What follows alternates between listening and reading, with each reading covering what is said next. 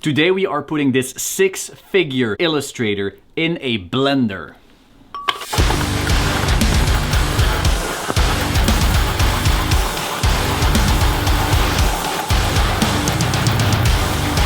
Dude, this thing is built like a tank. It's not even dead yet. What the fuck? Round 2. With that intro out of the way, welcome to the solemn Yu-Gi-Oh channel where I discuss everything collecting and investing in Yu-Gi-Oh, but sometimes the collectible market at large. If that's the kind of content you enjoy, be sure to like, subscribe, and click the notification bell. Now, seasoned collectors obviously realized that this PSA graded Pikachu was fake. However, if you're pretty new, well, maybe you didn't know. It has pretty okay looking foil, and for the untrained eye, this looks legit. It's authenticated by PSA, right? So it's legit, right?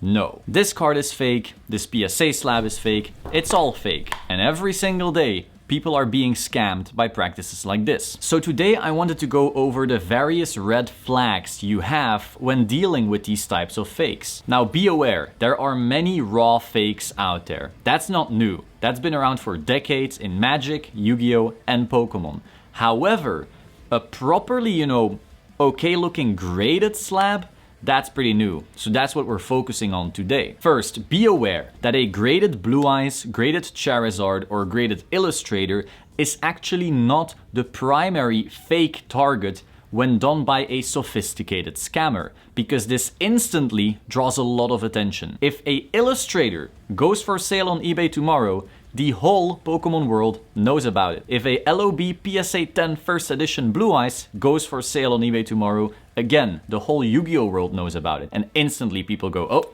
that's that. So, you should consider that very often, properly sophisticated scammers will go for a tier below that. However, that doesn't mean these are safe from that. Look, I'm holding one in my hands right now. Secondly, some people may say, oh, it's all about the cert number. You can check if the cert number is legit and that way know. Well, no. Sophisticated scammers, once again, will use cert numbers from real cards. If you go to the PSA site right now and type in this cert number, you will get a legitimate PSA page with a legitimate Pikachu Illustrator. So no, cert numbers is not enough. So then what are the better giveaways? Let's take a closer look. If you are a seasoned card collector, all your fake tingles and your fake sensors instantly go off. However, not everyone has those sensors yet, and so I still wanted to go over all of the things wrong with this particular card and its slab. Now, I will mostly focus on the slab issues itself. I am no Pokemon expert or anything like that, and I also wanted to keep the video very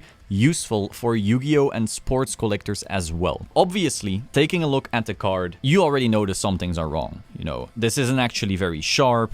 The card is actually extremely thick. I don't think you can catch that on the video specifically, but the card is very thick. The foil actually surprised me. If you aren't very deep into Pokemon, this foil pattern isn't all that bad. I assume that he took a foil back, let's say, from an actual card and then put the Illustrator stuff over it, because the foil isn't awful. Regardless, anyone who collects Pokemon can see, okay, this is a fake. Now, for the PSA slab, once again, a PSA collector instantly sees all the things wrong with this, but someone who isn't very deep into this might actually get fooled, especially from afar. Like in the intro, I would like to think that stuff looked pretty, oh no, he's gonna blend. Okay, beyond obviously the insanity of what would actually be happening at that point. Now, if you put this next to a actual PSA slab, instantly you notice, wow, this thing is off. First of all, it's not even the right size. So if you put these together and you line up the bottoms,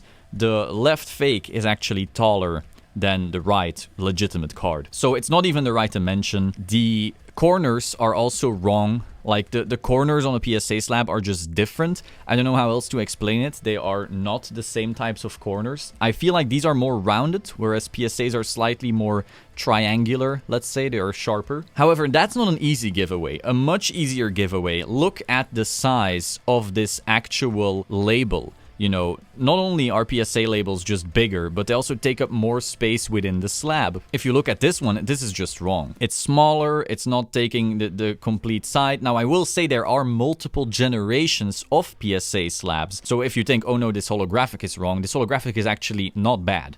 Like, This holographic is surprisingly well done, but this is a previous generation, you know, later at a certain point they swapped to this blue reddish holographic sticker, whereas back then it was this, and then before that there was none of that. I haven't really seen many slabs for Yu-Gi-Oh! In that very, very old slab. So while this label exists, you know, you won't find it on very, very new cards, and still the size is just wrong. So even though the holographic looks pretty good, like I don't really have anything wrong with the holographic, the overall size of the label just doesn't make sense. It's floating in here. If you look up anything, you know, it's going to be different. Now, beyond that, there's more wrong actually with this slab.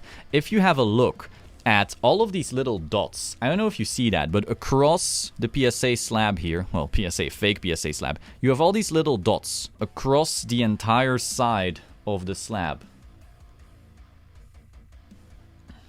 I don't know if you can catch that. There's all these dots. You won't find that on a real slab. Beyond that, you also don't have the glazing on the side. If you notice, I'll actually zoom in for this one. There's always this glazing on the side, and now the size of this glazing has changed over time. Like back in the day, Yu-Gi-Oh cards kind of looked like they were floating, you know, in the sorts of 2-8, 2-7 and so forth, because they weren't changed yet for the Japanese cards. And, you know, if you look at very old certs, that glazing, you know, something's changed. But in general, you will see a level of that glazing. I don't know what to call it. It's just not really transparent. Whereas if you look at this, look, there's none of that. There is none of that transparent glazing. It's just overall transparent. You also notice another issue very quickly. Look how the inner sleeve is just mega loose. Do you see that? That is awful. You never see it that badly on a PSA case. Like, look at that. This is just clean. This is clear. None of that. And here it's just a loose sleeve. If you look at the back, actually, it doesn't even fit. Like, this sleeve is going out of the top side here. I assume this is just a regular old penny sleeve slammed into this case. And so it's going over the sides, and you will just never see that on a proper PSA card. Now, going back into this, you know, this loose sleeve, that doesn't necessarily mean that something is fake, because, for example, in a BGS slab, you actually have that issue as well. That's why I personally like PSA a lot more, because more angles look good, because you have like this loosey-goosey weird inner sleeve. But so on a PSA case, you shouldn't see that. This should not be a thing. So once again, this label is completely floating. On the back, you know, it's a bit weird, but this doesn't necessarily have major issues instantly, except, of course, for the size being completely wrong. Once again, though, the dots are just weird. No glazing. Wrong label size. When you put them next together, you instantly see, oh yeah, something is off. Something is very, very off. But I wouldn't blame anyone like who sees this on eBay and gets scammed. Now, of course, like, they should have done more research, but I just hope that this video, you know, saves a few people from getting scammed. I hope this video was helpful to you. If it was, be sure to like, comment, and subscribe. Note that any comments talking about where to acquire these types of replicas will be deleted. This video is not meant to incentivize more people to get fakes like this. So any comments talking about where to get them, how to make them yourselves, or anything like that will be deleted. We really don't want more of these entering circulation. I am aware some people will sell this as a replica or a display piece. However, we all know there's some scumbags out there who will try to scam people with these. I am also aware that this video can bring attention to said practice, but I think the positives with more people being aware of how to not get scammed will outweigh the negatives of that potentially happening. Thanks for watching, and I will see you soon. Ciao.